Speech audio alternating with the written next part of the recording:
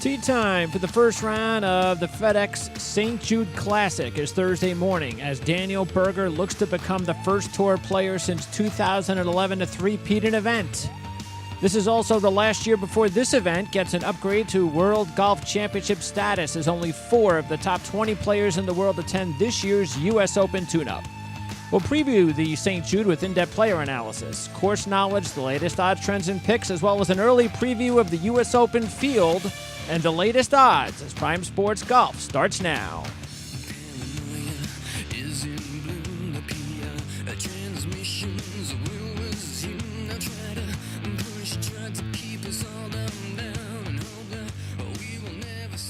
You're listening to Prime Sports Golf for this Tuesday, the 5th of June, 2018, with Jeff Shane, Brady Cannon, and Joel Cook on the Prime Sports Radio Network. Prime Sports Golf is brought to you by ProGolfWeekly.com and Covers.com. All right, we're going to start today's show with our Inside TPC Southwind segment brought to you by Covers.com. Make sure to visit Covers Experts at experts.covers.com. And you can take 50% off any purchase. Use the promo code PRIME50. That's PRIME50. We welcome back Covers.com golf handicapper and regional manager of TeeTimesUSA.com, Brady Cannon. So, Brady, good to have you back. And we've got the U.S. Open next week. So are you already gearing up for it? Yeah, absolutely. I'm really starting to get excited for it. Really kind of hit me about a month ago, started looking at making some future plays and who I thought was going to match up, with the course well, started trying to figure out how Shinnecock 2018 will be different from Shinnecock 2004. And so, yeah, I've started to do some homework, and, every major is a good major. So looking forward to it. Yeah, we're going to, a little bit later on in the program, we are going to take a look at some of the odds and players to keep an eye on for next week in case anybody else out there wants to put some money down early before the odds change. Because as we know, the odds are really going to change a little bit more once the focus and attention is on the odds. So do you see anything that right now that kind of looks a little bit out of whack? I remember last week we were going over it. We couldn't believe Jordan Spieth was the favorite at the book we use, and that didn't make much sense. So now Dustin Johnson's the favorite, which makes a lot more sense. And I got to tell you, the one guy that sticks out for me, though, has got to be Phil. I mean, we know how badly he wants this. He's playing okay. He had one hiccup at the Players where he's wearing that nonsensical outfit. And he's 33-1. So I would put some money on Phil before those odds come down, which I think they will. I don't think 33-1 is a bad price, and I think you're right. They probably will come down simply for the fact that the public's going to get involved for every reason that you stated. Phil's playing very well. He's putting as well as he has in his entire career. And there's that love affair for Phil and the hopes that he can complete the career Grand Slam. Personally, I don't think he's going to do it. I think Phil's chances to win the U.S. Open are done. I think the rest of the players in the world are just too good right now, and he would really have to have a phenomenal week, in my opinion, to get it done. But still, 33-1 is a pretty good price. A player that I think the way he's going right now, maybe he's ready for a big one this year. Not sure it's the U.S. Open. Maybe it's the Open Championship. But, boy, is Francesco Molinari playing some really good golf.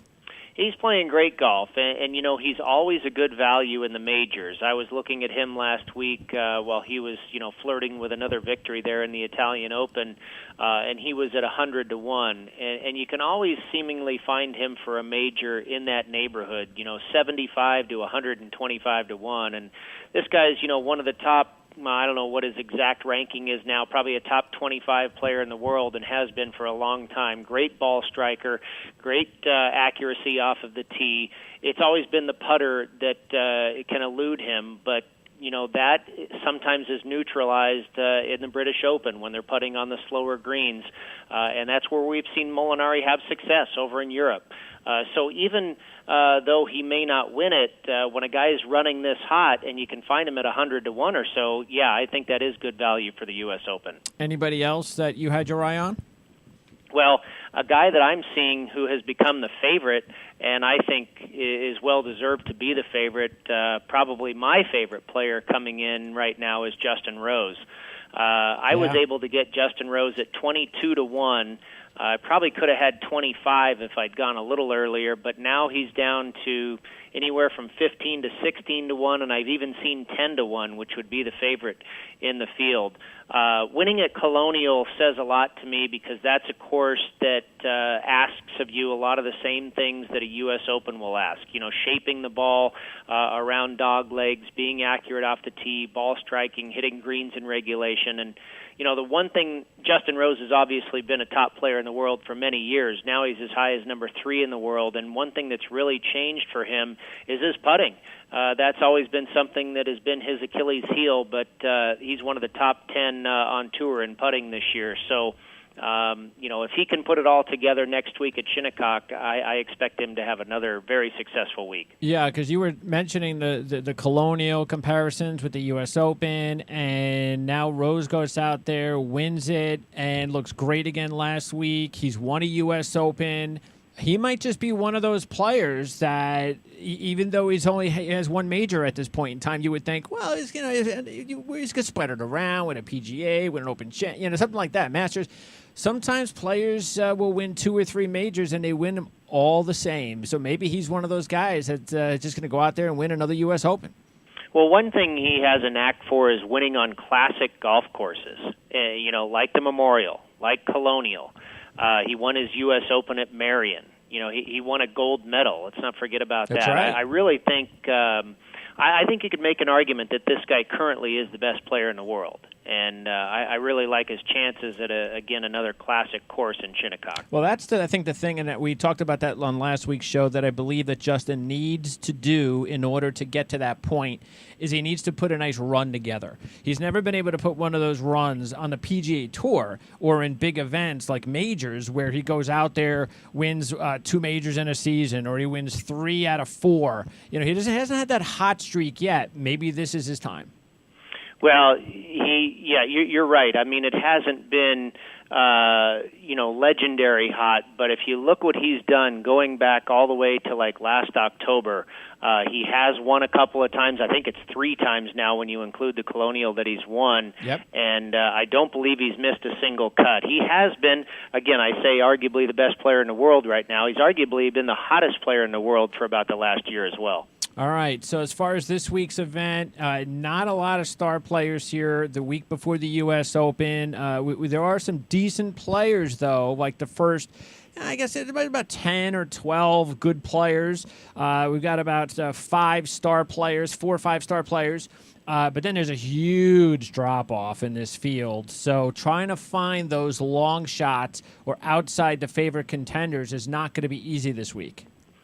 Yeah, I mean, you're right. The only thing that might be a little easier about it is if you can just throw away the handful of favorites, and you got to figure it's going to be somebody else. But that's difficult too, because when you have just a few favorites basically competing against each other against a relatively weak field otherwise, it probably makes it a little bit easier for one of those guys, one of the creams, to rise to the top crop, if you will. Sure. And I think, that guy could be Brooks Koepka. We talk about Mickelson. I would expect another decent week out of DJ. One thing I was looking at today, and this is pretty amazing, Greg, Dustin Johnson has not finished worse than 17th in a stroke play event since last September. Yeah. I mean, I was looking at it where I actually went back and I did since last July. He's only been outside the top 35 once and only outside the top 20 once. So that's an incredible run. That really is. I mean, we talk about Justin Rose being hot over the last year. That's pretty darn hot as well. And, of course, he was rewarded with the number 1 ranking in the world. But Koepka has really come on since sitting out the first half of the season with injury. He finished 11th at the Players' Championship and 2nd at Colonial. Took last week off, did not play the Memorial, but he's fared very well here at TPC Southwind in the past. So, he's one of the favorites that I would expect to do well again. All right. What about matchups? Do you like any matchups that you've seen so far this week? Yeah, I saw one that I think the price is off, and I'm not even sure if the wrong guy's favorite. Billy Horschel against Ben On. And On is listed at minus 135, and Horschel on the takeback is plus 115. And I know On had a real nice week, losing in a playoff last week at the Memorial. But other than that, he hasn't done a whole lot. He had a nice week at the RBC Heritage, but he missed the cut in New Orleans. And that's where Horschel won. Of course, that was a team event where he was paired with Scott Piercy. But, I like the fact that Billy won at a course down there in the South on Bermuda greens. He comes from Florida, of course, went to school at University of Florida, and has a lot of experience putting on Bermuda grass, and that's what he's going to find here. Again, a course in the South, a par 70 on Bermuda. I think he's very familiar with that type of setup, always been a good ball striker, and, the last 4 times he's been here, he's finished in the top 10. So he's a real horse for this course. And it seems that this price is being set off of just what Ben On did last week, and not what Ben On has done over the long haul versus what Billy Horschel's done over the long haul here at TPC Southwind in Memphis. So at plus 115, that seems like a pretty good value to me. And like I say, I think maybe the wrong guy's even favored. All right, and On will be playing it for the first time as well. So yeah, and you know what? Debutantes have done pretty well here in the past. Dustin Johnson won in his first ever trip, and so did Daniel Berger, and I know there's been a few more. So, it's not to say a first-timer won't have success here, but you're right. He does come in blind, whereas Horschel knows the place like the back of his hand. All right, and by the way, next year when they switch over to World Golf Championship status, what do you think about this course? Going to be completely different. I mean, different time of year. They're going to toughen it up a little bit, I would assume, or at least make it maybe a little bit interesting on some of the holes. So, what do you think about that? Well, that's the one kind of misconception about TPC Southwind. You typically don't get a great field here because it's the week before a major. It's not stunning to look at. It's not like looking at Pebble Beach on your TV screen or something like that. So, it kind of flies under the radar. But the truth is, it's tough. The players really like the course, and it's very challenging. It's very fair. And it's an excellent golf course, and it's nice to see that it's kind of being rewarded with a bigger event that's going to, be able to showcase how good a place it is. I hate to see Firestone leave because, that's one of the best as well. But I think it's great for this course. I love the area of Memphis, and I think it'll be fun to see this place, kind of step up in class to a bigger and better event. It is FedEx, so you might as well go ahead and get that done. It's a great relationship. It's been huge for FedEx. And by the way, Harris English was the other player that won his first trip to TPC Southwind in 2013 as the champs. So, Brady, I appreciate it. Next week's the U.S. Open. Looking forward. Great week, and it's going to be a really great summer of golf. Absolutely. Thank you, Greg, as always. Thanks, Brady. That's Brady Cannon.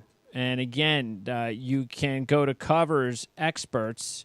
Actually, you can go to expertcovers.com. Again, expert with an S, .covers.com.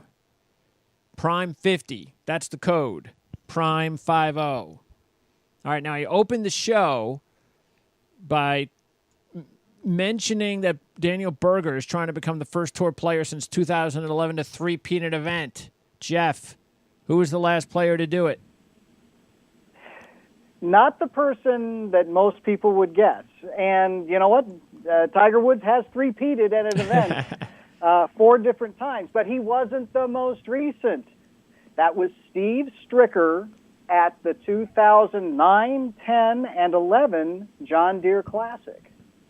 Yes, and Steve. Now, I've got one for you. I'll go one deeper. Who was the last player to score all 3, the first 3 victories of his career, all in the same event? Ooh, because Berger is trying to do the same thing. So that's that is another record. I don't know. Who? You have to go back to the pre-war years when it was a little bit more of a hodgepodge schedule. And in 19 1934, and of course I just lost my page, but in 1934, I did remember the year. Where is it? Anyway, Leonard Gallant won the Wisconsin PGA, which must have been a PGA Tour event in 1934. Okay. Again, it was kind of a hodgepodge of schedules, not a formal event, but his first 3 wins were at the Wisconsin PGA. He's the last person to make his first 3 career wins all at the same event. Of course, Berger's done it. Boo Weekley has done it. Justin Thomas did it at the CIMB. So 2 you can do. 3 now. That's something. All right. So we'll see if Berger can do it. That would be a nice little record to break. Let's also bring in Joel Cook, ProGolfWeekly.com lead writer. And, of course, ProGolfWeekly.com digital magazine that covers pro golf around the world. And Joel, Bryson DeChambeau. Now, he gets a big win, no doubt, biggest win of his career. He's only had a couple. How seriously do you think Bryson DeChambeau should be in the Ryder Cup conversation? Oh, pretty seriously. Right now, he would have the last automatic spot if it ended right now. He would be just a touch ahead of Phil Mickelson. Although, if Mickelson doesn't get it in, he's definitely a captain's pick. But, DeChambeau, it'll be interesting to see him in that kind of format. You don't really see him buddying up with the other people on tour the way you do some of these other people. But, he's definitely serious. He might make it on his own. He's been playing so well lately. It's hard to see that slipping down. But yeah, right now he should at least be looking at hotels in Paris. All right. Do you think so, Jeff? You think it'll take, as long as he continues to play the way he's playing, or what's it going to take for DeChambeau to get in there? I think it's probably a better idea if he qualifies on points. I'm not sure necessarily where he would be in Jim Furyk's thinking as far as the captain's pick, because you've just got a number of qualified names. You've got to give Mickelson a spot. I would think his season has been too good to completely ignore. What do you do with Webb Simpson? He's a Players Champion who's been playing very consistently here.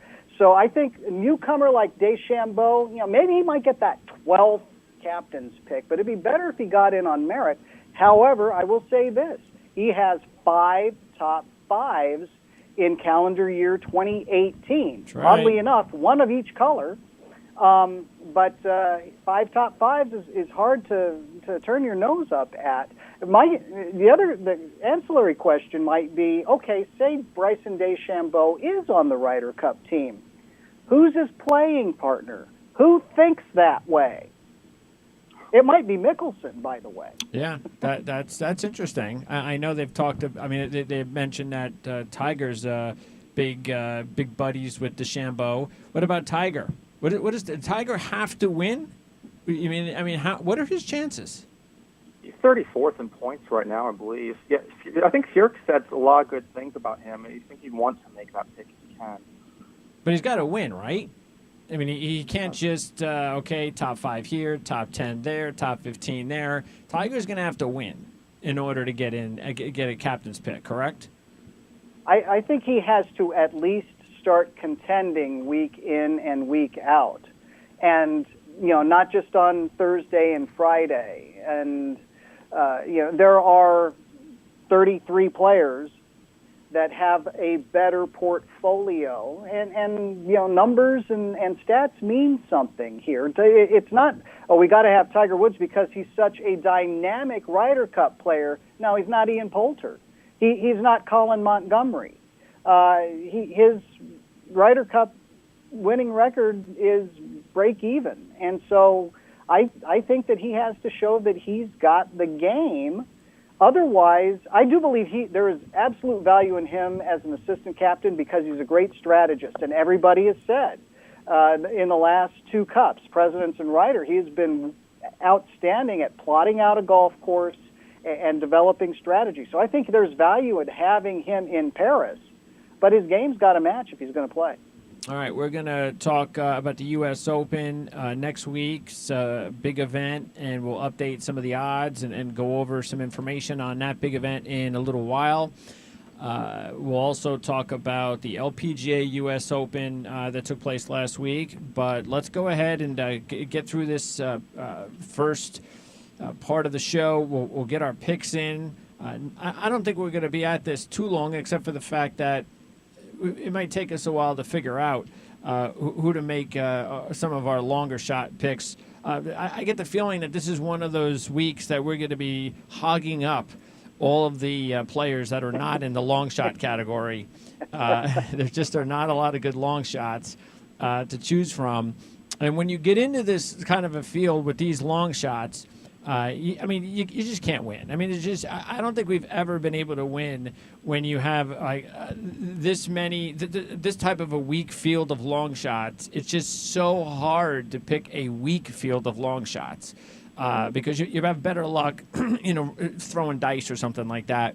It's just very difficult. So, Jeff, you've got the first pick.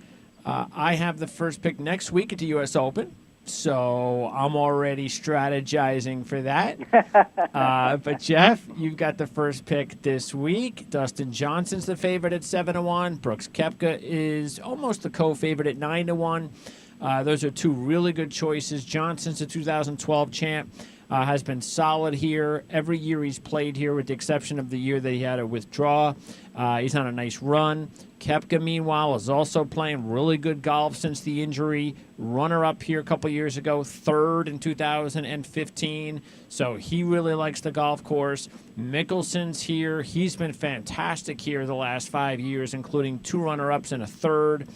He's 14-1, and so is Henrik Stenson, who is 13th here in 2012. He's only played here twice. So those are the top 4 players, and I'm pretty sure you'll be taking one of them.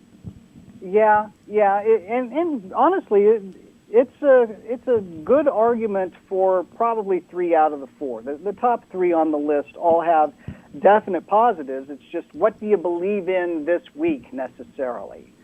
And what I believe in this week is that Brooks Koepka has really come back from that injury. I cannot tell you how impressed I was with his runner-up finish at Colonial, which is not his style of golf course.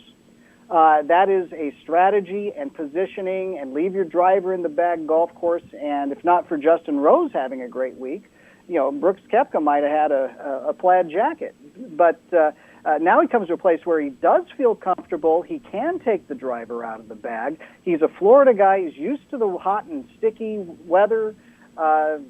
Second and third in his 4 appearances there. I'm going to have to go with Koepka here. All right. Yeah, I pretty much figured you would go with either one of them, and then I would go with either one of the 2 favorites. I would go with the other, which is what I'll do. I'll take Dustin Johnson at 7-1 as my top choice. And so, Joel, that means you can go and start off with either Mickelson, Stenson, or others, including Charles Schwartzel, Tony Finau, one of your favorites, at 25-1. Benny Ahn, Billy Horschel, Daniel Berger, the 2-time champ, is 28-1. And then you've got Uline and Neiman. That's a nice little pair there at 33-1. Charles Howell III, Keegan Bradley, Kiradech, Abby Bonrot, and Luke List and Steve Stricker all at 40-1. Those are the players under 50-1. That's our cutoff point as far as long shots are concerned. So who are you going to go with here as your first pick? It's pretty tight between a few people here, but even though everyone knows the only thing on his mind is the U.S. Open next week, it's hard to ignore what Phil Mickelson has done in this tournament. He's finished in the top 11 of the last 5 times he was there, including 2 runners-up and a third. He's just really good at this course. Even his price, he's come into the field this week playing better than he has in any of those past years either. I mean, he looked pretty good at the Memorial. Started off a little slow with him on. I don't know. I can't bet against him at this course. All right, Phil Mickelson. So pretty much almost like the top 3 on our on the odds board are off the board, which is, again, not a surprise in this field. So Phil Mickelson is going to be somebody to watch for the U.S. Open. We'll talk more about that next week. And by the way, DJ and Koepka, Jeff, are two other players who have done really well over the last several years, not just winning, but even when they haven't won, DJ and Koepka have been two of the best U.S. Open players the last 3 years. Yeah, they really have. Well, they're the two most recent U.S. Open champions, and on a couple of courses that were absolutely made for their wheelhouse. No surprise Dustin Johnson can win at Oakmont. No surprise that Brooks Koepka brings Aaron Hills to its knees. It'll be interesting. I'm not sure that either one of them is a great fit. They can be a good fit, but I'm not sure either one of them is a great fit for Shinnecock. But you can't deny that they are Open caliber. All right, who's going to be your second choice?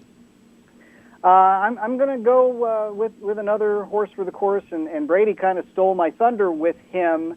But when you have 4 top tens in the last 5 years, you can't ignore that either. And Billy Horschel plays well at Southwind, and he's a streaky kind of guy, and he seems to be on the upswing right now. So I'll stick with it. Wow, okay. It's Billy Horschel, 28-1. Is he still 28-1? 4 straight top tens, 4th last year. Coming off a miscut last week, so you are going to go a little bit further down the board there and take Horschel as your second choice. I will then go back to chalk. I'm going to go ahead and take Henrik Stenson at 14-1. I kind of like Stenson a little bit better when he's got an event under his belt like last week. He was 13th. So maybe this is a good week for him. The field isn't as strong. He was 13th here in 2012. I mentioned that before. So I'm going to go ahead and take Stenson as my second choice. Joel, who's your second choice? Well, he has not played this course before, but Tony Finau, I think, is really kind of in that Dustin Johnson, Brooks Koepka mold. I think he could be a really good bet. I mean, he's good at pretty much any tournament. He's doing everything well right now. He's going to win a bigger event than the Puerto Rico soon. It wouldn't surprise me this week. All right. So I figured you would go back to Finau there. Jeff, your third choice. Are you going to? Who are you going to? We're not even going to talk long shots yet. So who's going to be your third choice? You got some decent players to choose from here. No, there really are, and a couple that I've kind of had to weigh, and before Daniel Berger won, and actually the first year that Daniel Berger won, he was a first-time winner, and that was part of a strong run of first-time PGA Tour winners at Memphis. And so I'm kind of looking at that a little bit, and who might be ready to do that. And I'm going to take a run with the kid. I think that he now no longer has to worry about getting any more sponsor exemptions. I mean, he'll get a ton of sponsor exemptions because he's unlimited now, but he doesn't have to worry about, if I don't make this number of points, I got to go back to the web.com tour. He led after 36 holes at Jack's Place. He's very, very close to winning. This might be a good place for him as a first-time winner, Joaquin Niemann. Yeah, and Neiman, and we'll talk about this as well a little bit later on, he failed to qualify for the U.S. Open. So he was one of the interesting names that we'll get into that did not get in to the U.S. Open field. What is the situation as far as players that are playing this week that can get into the U.S. Open? If you somehow, through all of this, move from outside the top 60 in the world rankings inside the top 60, then the USGA still holds a spot open for you. They'll hold 2 or 3 spots open just in case it's a wild week. And then once they fill that, that's the last automatic qualifying criteria, then they will start going down the list of alternates from the open qualifying sites to fill out the field. But if you're outside the top 60 this week and you do well enough, whether you're coming from way off the pace and you win, or you're just kind of hovering like Patton Kazire, I think was 63rd, although I see now that he's withdrawn, so he's not helping his chances necessarily. No. But if you're just off 60 and you come up with a top 10 finish and can move in, the USGA will accommodate you. Any reason to believe strategically he thinks that that's an advantage for him to withdraw? Actually, sometimes it is. because, and we talk about this on the tennis show a lot, you have points to defend, or points from 2 years ago that are going to fall off your rotating 2-year cycle. So Patton Kizzire, being a fairly new player, a not so recent Web.com graduate, does not have a lot of points falling off his resume from 2 years ago. Okay. And those ahead of him very well might. And Chesson Hadley, I think he's in already, so maybe that's a poor example, but there might be somebody up there who's got points from this event 2 years ago that they're going to lose, and it's a long shot, believe me, but you might just move up. What do you think, Joel, as far as, Jeff's got Horschel, you got Kizzire, you got some other players out there that are trying to sneak into the top 60. So which players in this field do you think may have the best chance to do that?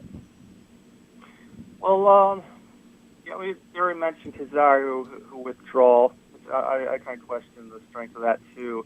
But there aren't too many. Horschel was a big one. Another one to look at, even though he's been awful lately, is James Hahn down at 81. He can put together a really good performance.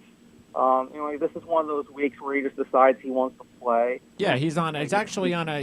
This is the week to take him when he's got five straight missed cuts. Oh yeah. It seems like a lot of his best showings are ones where he was playing really bad going into it. So he might be one to look at. Other than that, Bo Hostler was another one he withdrew too, I believe. So there's not a lot of them on there that I would think to get up there. But I guess you never know. I'm not quite sure how much world ranking points are given in compared to this. But it seems like most of the people on the bubble already know their fate. Okay. I'm going to go ahead with my third choice. A few that intrigue me here. I'm going to go ahead. You know what? I'll stick with him for another week. That's Charles Schwartzel. He's at 25-1, and he is coming off a week where he gets off to a really bad start with a 77 on Thursday at the Memorial, rebounds with a 69, and finished second here last year. So I'll give him another shot, taking Charles Schwartzel as my third choice at 25-1. Next up, Joel, who are you going to go with?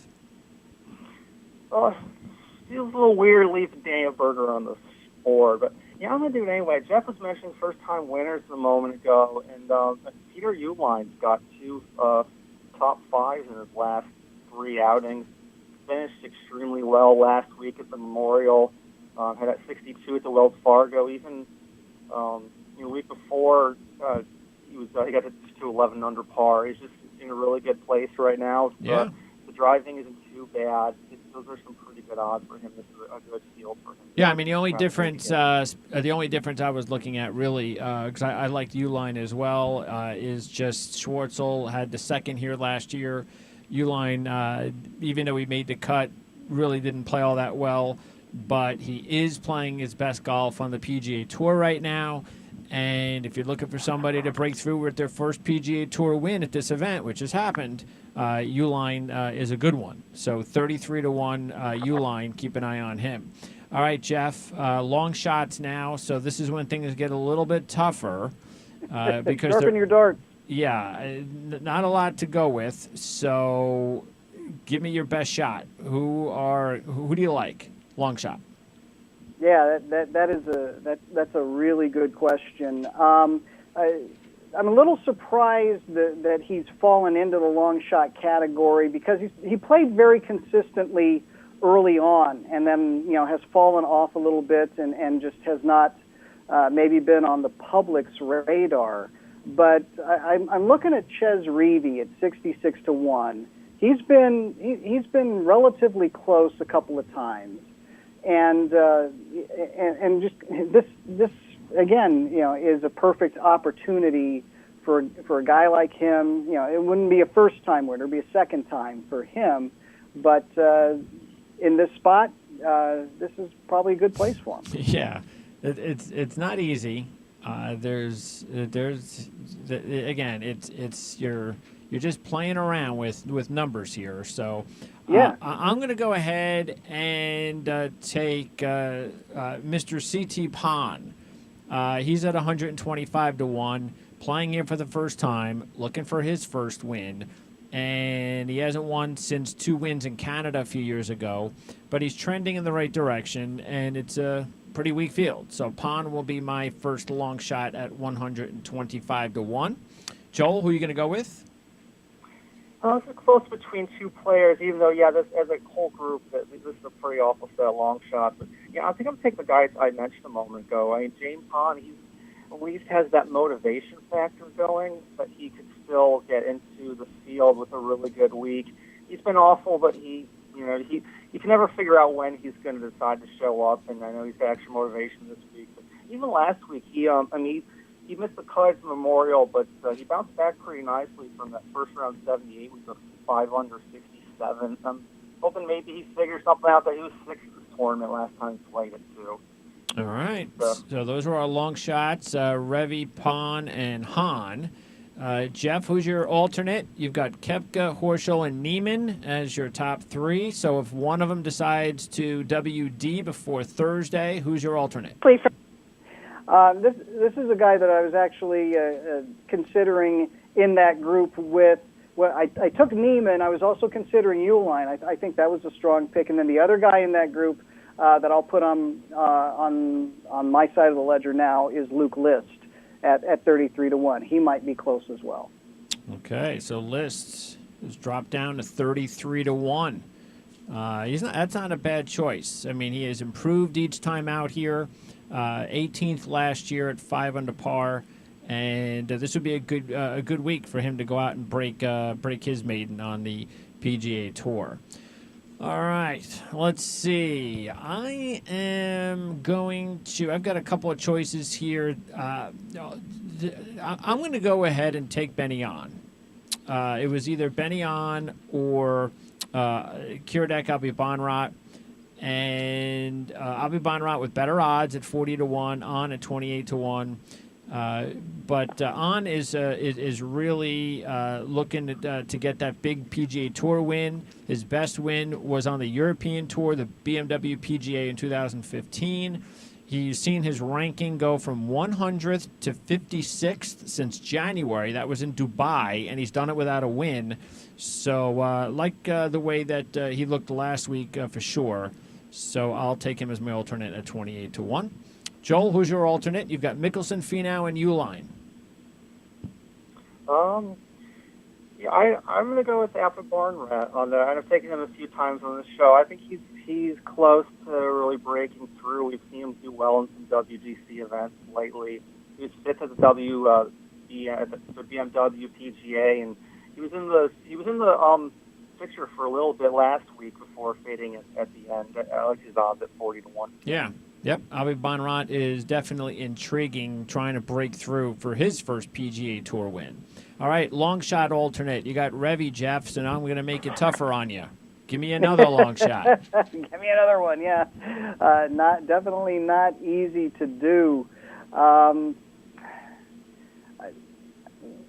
at 80 to 1 he's not playing well right now, but he's a second alternate, although they may actually come in handy this week.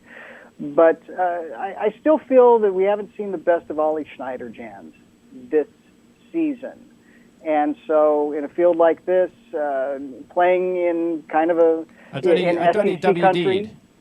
Did he WD? Did I miss that one? Yeah, I think that's okay. That was when you sent me the list. Okay, and which shows that I need to memorize that list better. So. Yeah. So now you've got to dig a little deeper. Now I got to dig a little bit deeper. He's out, and Charlie Beljean got his spot. Okay, interesting. Oh, yeah. So let's see. Hey, what about Joel? What about Braden Thornberry? He was 4th last year. It's his 5th pro event. What do you think about him? Well, he had a really good season in college again. He's second in the amateur rankings and clearly he's really comfortable here. I mean, he looked very mature. 101 odds are pretty interesting. I mean, he's not gonna just come out of nowhere like last year. He hasn't played a lot of professional events, but he's done really well where he has been at. We've seen some people go from the high amateur list to good pretty quick. Yeah, another one. Yeah, fourth year last year, so we'll find out whether Braden Thornberry can be a nice little sleeper fantasy player. Jeff, giving you more time to think. So yeah, no, we're good. Thank you for letting me vamp. And Thornberry's performance last year, by the way, was his first time he'd ever teed it up against tour level competition. So that was a heck of a performance, and I think he's going to be a guy that's going to be around for a while. His swing is a little unconventional. It might take him a little bit of time, a la DeChambeau, but it seems like he's definitely got the stuff. So not that I'm taking him. I'm going to take somebody who has been playing well this spring, and well, it's a second alternate pick. Keith Mitchell at 80-1. All right, Keith Mitchell, 80-1. Yeah, he really hasn't done much until this year, but this is one of those weeks where you might be able to get a Keith Mitchell to break through and get his first win playing here for the first time. So that might actually be a good combination, which we have grabbed a few of them, going with the combination of playing here for the first time and winning your first PGA Tour event. So interesting. All right, let's see. Where else do we have here? There's a couple. I mean, the guys that the thing is, the couple of the guys that I like, I don't know. I mean, I you know what? I'm going to go ahead and take at 100-1. I'll go with Matt Jones. He's coming off a 13th at the Byron Nelson, and he's played pretty well here the last 3 years, including third 3 years ago. I believe he failed to qualify for the U.S. Open. He did qualify. Excuse me, for the U.S. Open. And again, we'll get into that. We'll get into the players that some of the notable names that qualified and who didn't. And Matt Jones qualified in Memphis, and we'll get into that list a little bit. So I'll go with Matt Jones 100-1 as my alternate long shot play. What's happened to Matt Jones, Jeff? He ever since that win in Houston, he's had to battle the injury bug, and as part of battling the injury bug, then you wind up on the medical list and trying to keep your card that way. And I think right now he's just a guy that has one foot in both tours as he tries to get healthy again. He has really struggled with health issues in his 30s. All right, Joel, last pick, alternate long shot. There's just a whole bunch of players. How about J.B. Holmes? I mean, he's coming off a 13th last week. You think? I don't know. The thing with J.B. Holmes is, and we said this when we mentioned the fact that he hadn't played very well at all since the Torrey Pines incident, but at least he's coming off a 13th. But let's keep in mind, too, that Holmes is one of those players that failed to qualify for the U.S. Open. And I don't know. I mean, I don't know if I want to take J.B. Holmes in a stressful situation when it comes around again. He's been awful lately. He did. Where it really came together for him last week is he was second in the field in strokes gained putting, but he usually is not very good at that. So I don't know if he's something just kind of figured out, or if it's just a case of, or if it's just an aberration. I wouldn't be too comfortable with him either, but he hasn't had any great finishes here. I know he shot a 64 and won the mid-rounds once. It feels like every tournament he's played well at least once. It's hard to be confident in him right now, but it was promising that in that really good field last week, he was finally able to keep his head together on the greens and put out a good performance. All right. Who's your alternate? I'm actually going to take the same guy I took last week as my alternate, Kevin Tway. Has been playing pretty well. He came off back-to-back top tens. Last week he had a poor first round, but then he rebounded with a 5-under second round and was at least respectable on the weekend, even though he finished pretty far down. he's kind of a streaky guy. I think he's still in the good mode a little bit. This field he could be okay. Okay. Who else do you like as far as long shots? Who else were you considering? Lucas Glover, I mean, he's going to be pretty motivated to make the cut, I would think. Yeah, he doesn't want to go home. Yeah. Bring a paycheck home. Yeah, and Grayson Murray, I was considering too. You know, he just had that horrible finish at the Memorial. It's such a difficult list to find a lot of great candidates. Joel Dahlman has come off 4 consecutive top 25s. So he's another one to look at too. And outside of that, I mean, this is just one of those weeks where I feel you could just throw a dart at it. And Tom Hoagie, I think, is he looked pretty good last week. As he'll eventually be more of a name on tour. All right. 125 to 1. Putnam is trending in the right direction. He won a Web.com event last year. Poston is also trending in the right direction. Corey Connors is having a nice season, 8th at Fort Worth. Keep an eye on some of those players. Right around again 125 to 1. And 2013 champ Harris English plays well here. He's 80 to 1. And let's see. Kevin Chappell has played well here in the 2 trips, including 4th last year, but he's missed 4 out of his last 5 cuts. By the way, Steve Stricker was 2nd the last time he played here in 2016, but he does not have a top 10 in 6 PGA Tour events this year. Jeff, anybody else that you were thinking about? Trey Mullinax has shown some good things here in the late spring, and so that was a possibility for me. I was looking at Steven Jaeger, who is one of these guys that has a foot in both tours.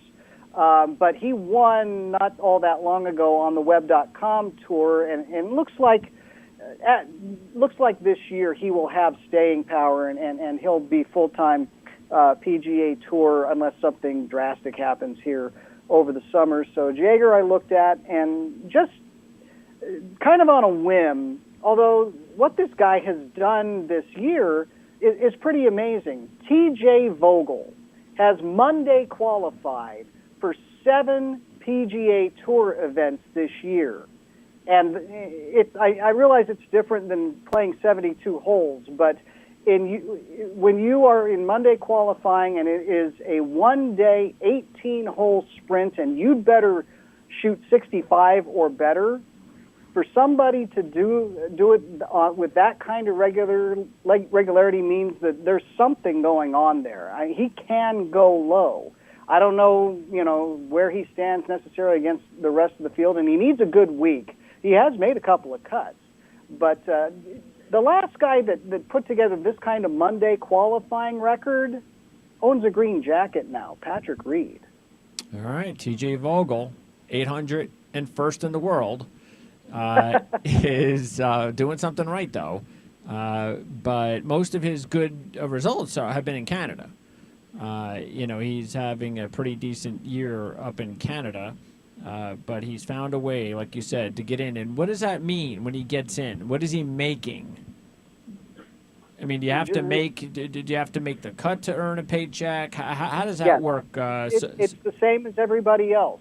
If you make it to the weekend, you will get paid. If you miss the cut, just as if you miss the cut, then you're losing money.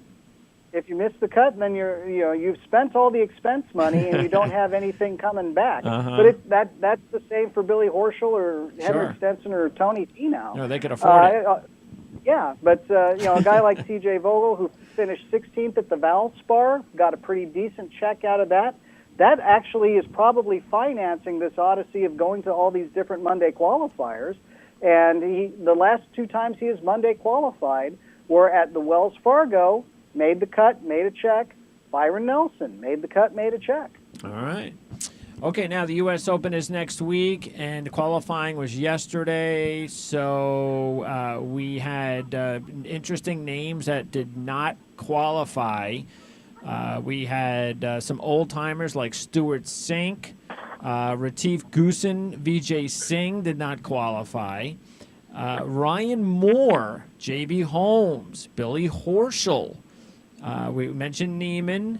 Andrew Landry won this year. Patton Kazire won this year. Let's see. Bo Hostler failed to qualify. And as far as players that did qualify, notable guys, Keegan Bradley, Shane Lowry. Adam Scott was the last to qualify by one stroke in Columbus, Ohio. So because of that, he decided to skip this week. He was scheduled to play. Steve Stricker, Aaron Wise made it from Memphis. Anybody else interesting to you guys?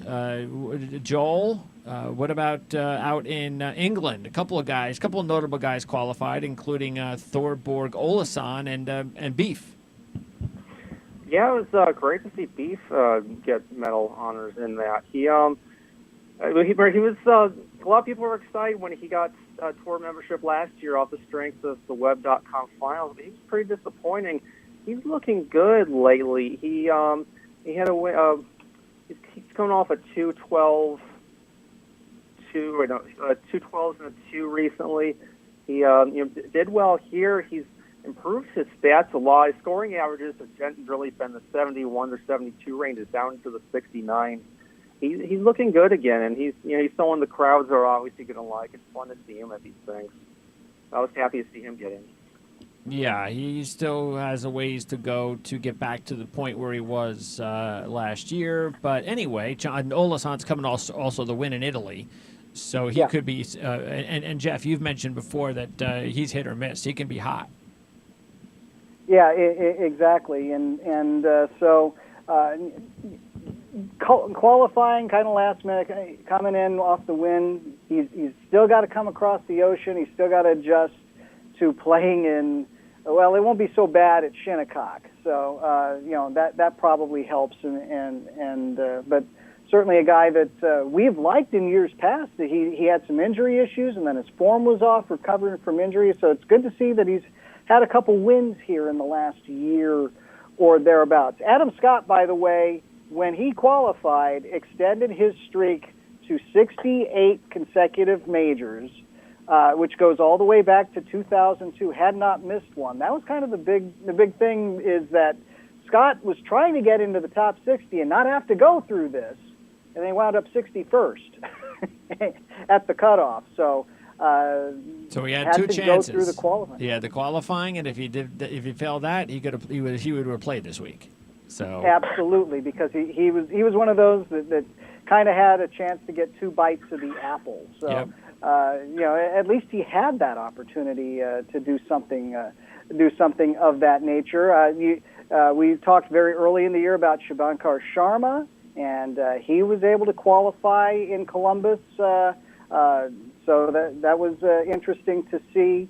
Sam Burns, who another younger player, former Nicholas Award winner, who played very well in Florida during that swing, and then won on the Web.com tour, which means that one way or another he's going to be on the PGA Tour next year. Not only did he win his qualifier in Memphis, he won it by 5 strokes over a bunch of PGA Tour guys: Mackenzie Hughes, Steve Stricker, Braden Thornberry, who's not PGA Tour, but we know his talent, Matt Jones, Eric Axley. So that was a really strong performance by Sam Burns. And I'll throw out a little curio. Sharing the top honor in Georgia yesterday was an amateur by the name of Garrett Rank, whose day job is an NHL referee. Okay, very nice. And did I see that John Smoltz is going to play senior golf? John Smoltz got through qualifying for the U.S. Senior Open, so yes, he will be at the Broadmoor later this month. We've seen all those stories from back in the 90s about how all those Braves pitchers, they had an automatic foursome. It was the 5 guys in the rotation minus the guy that was starting that day. Yeah. And so they all got good at golf, and Smoltz is the best of the bunch. All right, as far as the odds for next week, touched up on a few players with earlier in the show with Brady, and I mentioned, of course, we talked about Justin Rose, and how can you not like Justin Rose's chances right now, the way he's playing. Former U.S. Open champ is 14-1. He's not the favorite right now. Dustin Johnson is at 11-1. And we also mentioned a player that is really starting to heat it up, Joel, and a player that might be ready to win a big one soon, and that is Francesco Molinari, sitting now at 66 to 1. Yeah, getting 66-1 to 1 odds on the 18th ranked player in the world who's playing that well, and that's pretty good. It's just he hits fairways. He does pretty much everything you need to win U.S. Open. And I'm surprised his odds are even that high. I think he would have dropped down a little. Well, he could very well drop down next week. That's why we like taking a look at these odds now before the money starts rolling in, changing odds. So he's a bargain. Phil Mickelson's odds should drop. He's 33 to 1. Let's see. Tommy Fleetwood was fourth last year at the U.S. Open. He's 40 to 1, even though he's not playing his best golf. Ricky Fowler, maybe Ricky could be interesting. We know will Ricky win the big one? But I get the feeling, Jeff, that I don't know. I think he's going to kind of be a side story this week. I don't think there's going to be too much pressure on Ricky winning the big one because he's kind of been hanging around, not on top of leaderboards recently. So I think if you're playing better, there's more pressure in the U.S. Open. I think there's so many other storylines people might go after. Not that they're not going to mention it, but I don't think they're going to hog it. And maybe the performance at the Memorial is what he needed. He seemed to play a little bit better. And that was something at the Memorial that I think was really exciting for the U.S. Open was even though we had the threesome there, not the biggest names, DeChambeau, Stanley, and Cantlay that, and then of course we had Benny on in the playoff that hogged up most of the screen time on Sunday. Fact is, you didn't have to go very far down the leaderboard to see a ton of stars. Yeah, that's very true. And now the question is, how is the performance at Memorial going to translate to Shinnecock? Because in this instance, while Memorial is a great course and will test your game, it's an inland, parkland, tree-lined course. Shinnecock is out on the eastern tip of Long Island. It is very subject to wind. It will play much more similar to an Open Championship with the wind being a big factor. And, of course, we know what the wind did to the greens last time the U.S. Open was out there, 2004, and made them almost unplayable. And in the seventh green's case, it was unplayable, even though they played it. So that's the question I look at is if you played well at Memorial, now if this was different, if they were going to Pinehurst, if they were going to a different setting, Marion, where there's trees and it's tight, that's one thing. But this is Shinnecock. That might be a little bit different. And so I don't see Fowler having had that great a record on those type of golf courses, while a guy like Fleetwood, that's much more of what they play on the European Tour. All right. Molinari, too. All right, and then you've got, I mentioned before, too, Dustin Johnson, Brooks Koepka have played really well at the U.S. Open besides their wins over the last few years. So is Jason Day. And Jason Day, Joel, could be somebody to look out for right now at 14 to 1 because he's playing much better than he did last season. He doesn't have the personal distractions.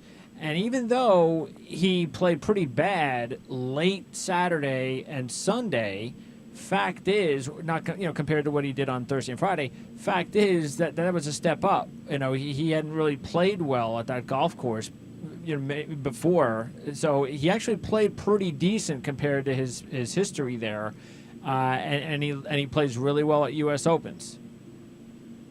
Yeah, he does, and I mean he got off that 68 start last week. The weekend kind of got away from him, but he's been so good lately. He's in the mix of players, won the Wells Fargo.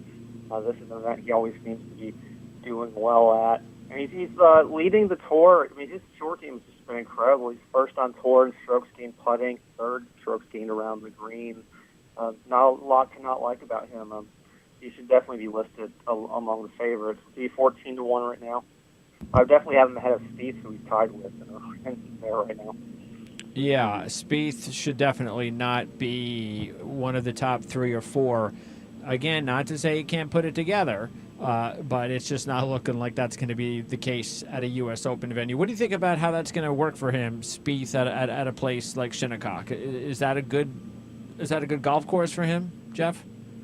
I think that with his putting in the state that it is, it won't be because Shinnecock, we talked about just how difficult the greens were in 2004, and they did get out of hand, but there's a lot of subtlety to those greens, and he's a very good green reader, and so is Michael Greller, and they work together very well as a team, but he's not confident in what he's doing. The last time I got to look at Jordan Spieth on the television screen, it almost seemed like he was getting a little stabby with his putts, and I think that comes directly from a lack of confidence and not being entirely sure that he's getting the ball started on the right line. I think when it comes to Shinnecock, let's look at the three modern-day champions at Shinnecock Hills. Raymond Floyd, Corey Pavin, Retief Goosen. All guys that are not flashy, but are real bulldog types that kind of stand tall when the elements get bad, has that intestinal fortitude. That's the question that I'm going to be asking when we look at these even deeper next week. But what about the years, the way things have, a lot's changed since 2004. So how do you, especially the talent now is just so incredible. So how do you, I guess, is it one of those things where you say, okay, yeah, you're going to have your top 15 and any of them can win this week. I'm not even going to say they can't. But it now opens it up maybe more for this potentially being a week that we might see a long shot, which we do. We always see long shots contend at U.S. Opens. So maybe this is a good year for a long shot. Yeah, and that's kind of what I'm getting at is that who's got the moxie that's going to be very calm in difficult situations, that has a steady putting stroke, isn't going to let the wind dictate his play, and it's a strategic golf course. You've got to go place to place to get the right angles to the greens. So even though he's won a very big event recently, but a guy like Webb Simpson doesn't get flustered, and his putting has been fantastic. He's sixth in strokes gained this year. He's 66 to 1. That's a guy that might be worth looking at just because he's going to come in and have this inner peace and yet, this doggedness about going after Shinnecock as well. And we're in a pretty big streak with first-timers, too. If you throw out Jordan Spieth's Open Championship last year, we've got a nice run. What is it? Something like 7 out of 8 have been first-time major winners? Something like that, yeah. Yeah. So who did you mention, Jeff? Who was that 66 to 1 shot? Webb Simpson. Webb Simpson, okay. Yeah, him and Molinari, both 66 to 1. Both of them would be very interesting. So let's see. Who else is in that long shot group? By the way, Patrick Cantlay is 60 to 1. I got to talk about this because I remember I was watching. I forget which one it was. It was the event that I think it was the one that was it the one that he won. Which one did he win this year? Vegas. No, that wasn't it. It was the one in California, and he was in contention. And I'm watching him play, and I was saying to myself, "Dude, this guy he's too slow." He's got to move. You watch him sometimes, and he's just the thing that he stands there on the ball, and it's like, hit the ball already. Not a surprise, Joel. Not a surprise at all, especially with DeChambeau and his brain. Not a surprise to see those guys get on the clock, and that might have hurt Cantlay. I know we said in the post interview it didn't, but I think it did. Yeah, he had to say that, didn't it? But he could tell he seemed to get a little flustered, and at one point it looked like he was close to running away with it, and then once they got on, he just didn't look as comfortable. He's not usually someone that wilts under pressure, so I think there was something to that. Yeah. So not other potential first-timers. So let's see. Well, we mentioned Fleetwood's at 40 to 1. Who else? Grace is playing well recently. He's 40 to 1. Noren is 50 to 1. Paul Casey is 50 to 1. These are guys that have not won majors before. Let's see. What else, Jeff? Who else looks like good long shots that fit what you were talking about? I think Mark Leishman. If that wind is blowing out at Shinnecock, he's Mr. Wind player, and always seems to at least contend when we have courses that are most affected by wind. And so Leishman stands out to me. Although he's not putting as well as Webb Simpson right now, I think that's what set him apart as far as I'm concerned. Okay. Hey, Jimmy Walker, he's not a first-timer because he won that PGA a couple of years ago, but he's a steady guy who is not flashy and can putt very well. So he's sitting there at 100 to 1. Yeah, also hitting at 100 to 1 is Xander Schauffele. And we remember last year at the U.S. Open when he finished 5th, we were like, who is this guy? And then all of a sudden, Xander Schauffele has put together a nice year, and he could be somebody to keep an eye on as well as a long shot. What about players that have not won? We mentioned Fowler as far as favorites. You got Fowler at 16 to 1, Rahm at 20 to 1, Matsuyama at 28 to 1, Joel. What about those three? Matsuyama's been coming back around a little bit lately. I guess that wasn't too surprising. It's the Memorial where he's won before. He's definitely looked like he's gotten out of that little funk he was in for a few months there. And Rahm, I know he hasn't had any great major finishes. I mean, he's fourth in the Masters. But he's not someone who's been there in a lot of majors. He obviously has the game to do it. I don't see anything wrong with any of those guys. All right, and of course, Tiger's at 20 to 1, Jeff. So we're not going to see Tiger again until the U.S. Open. I mean, to win the first time in, 5 years, and to do it at the U.S. Open, not to say that if anybody can do it, it's Tiger, because he could. But I think what's really hurting Tiger, and the reason why I just can't see him put it together at the U.S. Open, is just the fact that he'd have to do it when he seems to, on Sundays, have these little putting issues within 5 to 10 feet. Yeah. Well, he certainly cannot putt like he putted at Muirfield Village and expect to get away with it at Shinnecock. As good as Muirfield Village's greens are, Shinnecock just has that much extra subtlety. And if he's not reading Muirfield Village well, then Shinnecock's going to be an issue. Interesting thing about Tiger, and we're going to see all the feature stories and all the headlines. This is the 10-year anniversary of Tiger's last major when he won on one good leg and outdueled Rocco Mediate. Good stuff.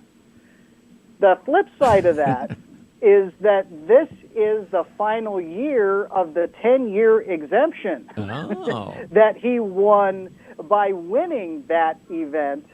So next year, well, he has to do one of like 4 different things. He either needs to win another major somewhere, he needs to finish in the top 10 at Shinnecock, he has to get to the Tour Championship, or he has to get his world ranking up into the top 60 by a year from now, all of which are doable.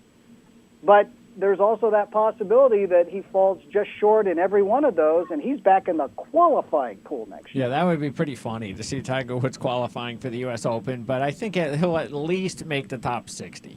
I think the only way he doesn't, he's got to get hurt. He's playing well.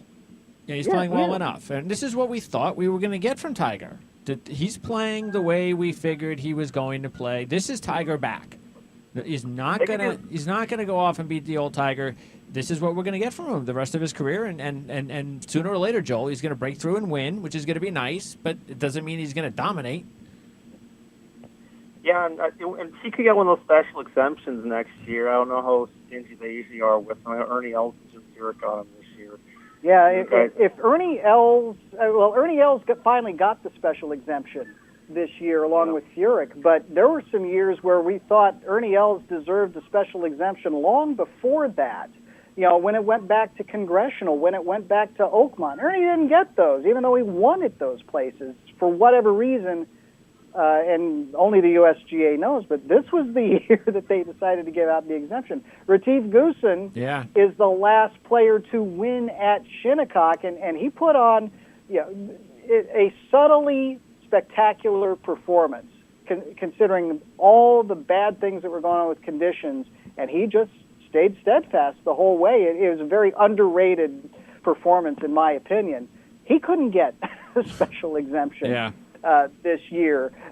So sometimes those blue coats, they have a madness to their method, I suppose.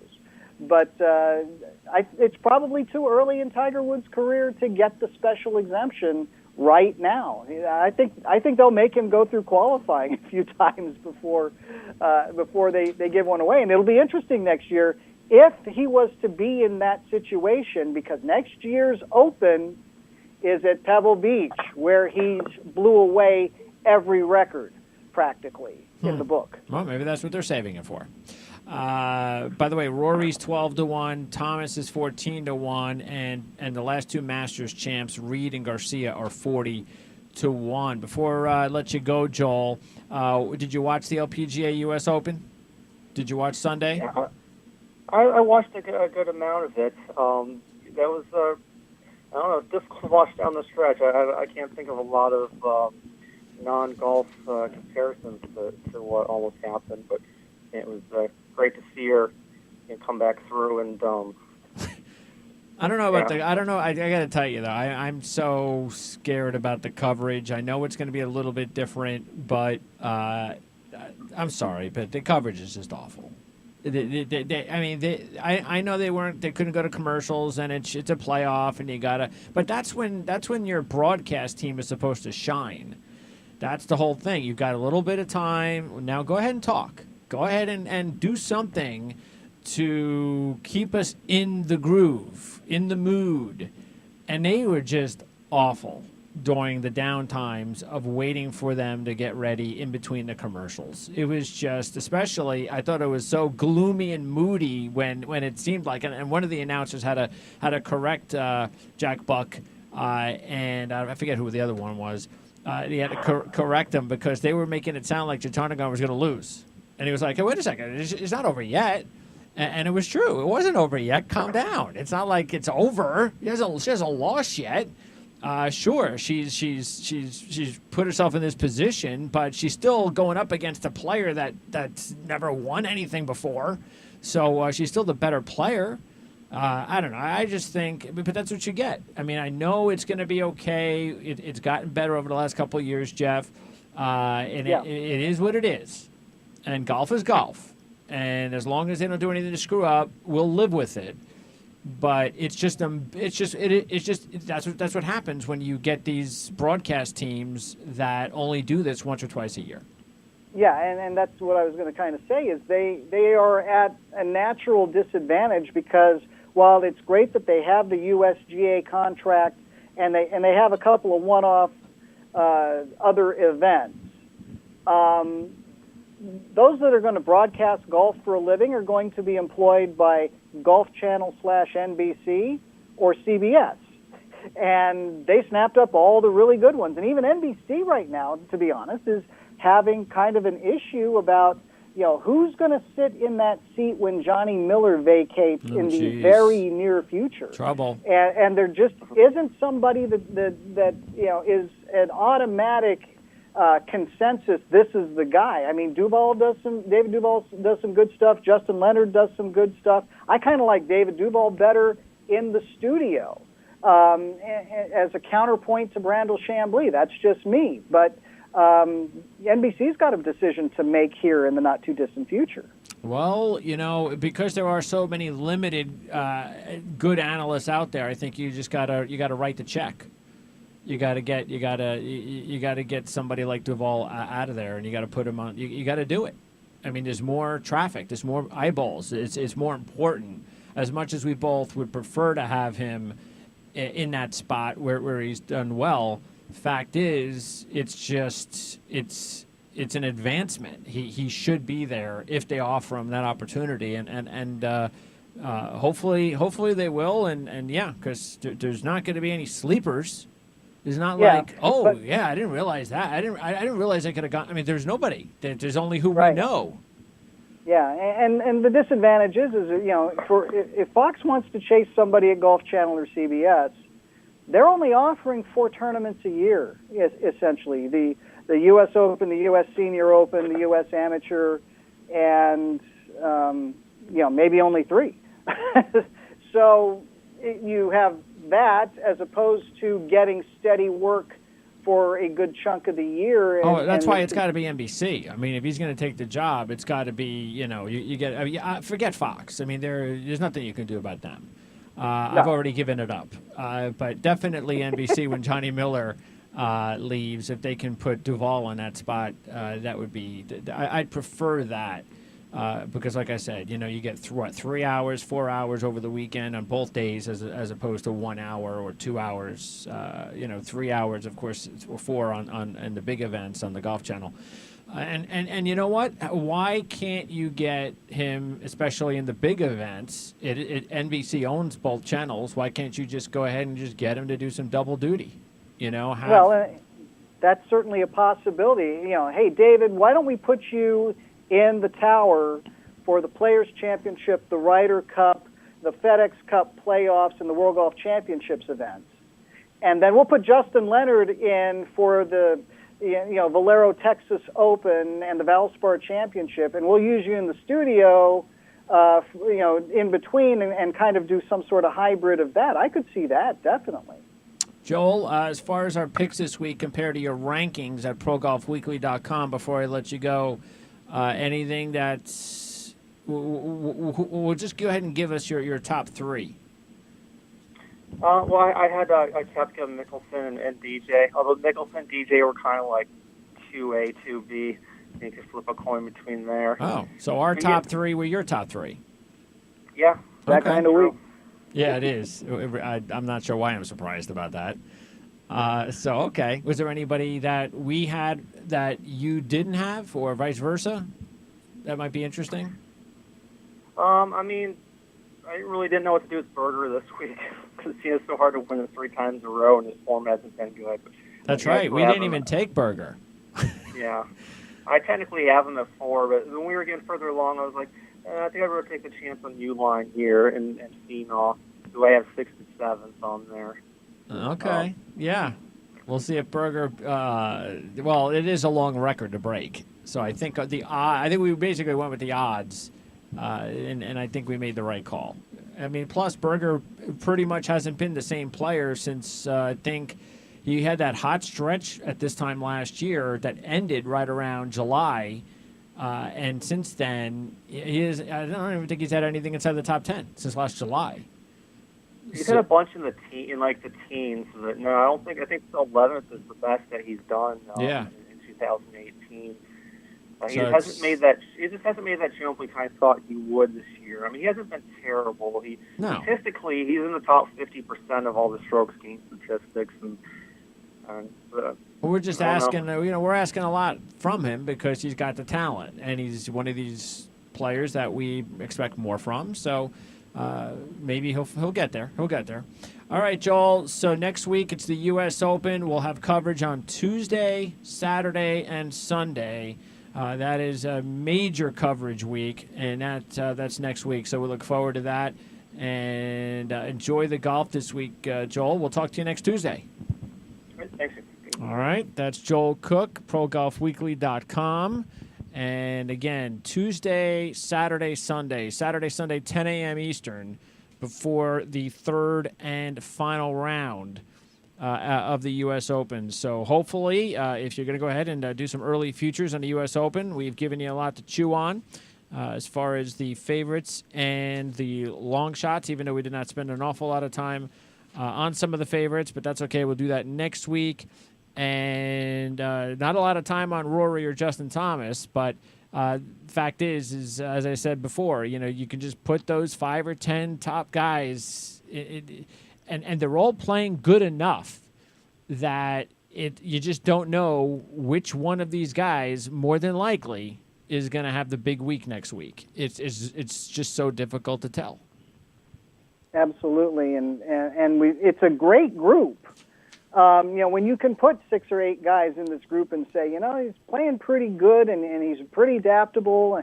We've talked about a lot of guys, and we didn't talk about the guy who's been playing well enough to ascend to number 1, not just hold on to it like Dustin Johnson, but actually to move into that spot. But Dustin Johnson's going to get some conversation next week.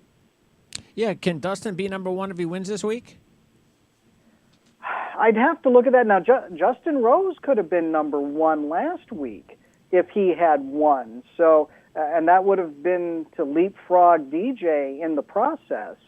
So they are relatively close enough. I would think that if Justin could leapfrog to number one last week, Dustin could have done it last week. Yeah. That Dustin would have that ability if he wins, and that'd be another storyline we could take to Shinnecock. All right, so that's going to wrap it up. Jeff, you've got your first look report for the U.S. Open coming out on Friday, right? That's correct. And also around the tours, is that out yet?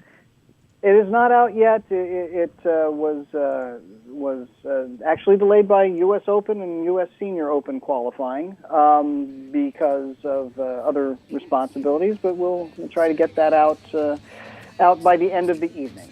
All right, sounds good. So check back at primesportsnetwork.com for that. You can also follow us on Twitter at PrimeSN. And that is good for many reasons, including when we let you know when the shows are available on demand, including this show. The rest of the week, we've got 2 shows tomorrow. We have our baseball show for the month. That's when we take a look at the month prior.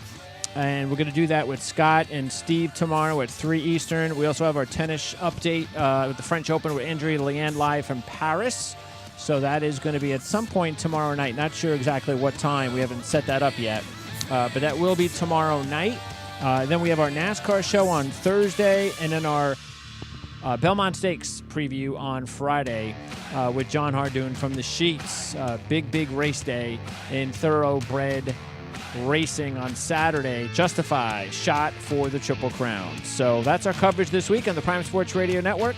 For Brady Cannon, Covers.com, Joel Cook, ProGolfWeekly.com, and Jeff Shane, PGAtour.com contributor. I'm Greg DePalma. We'll see you next week for a big week, U.S. Open week, right here on Prime Sports Golf.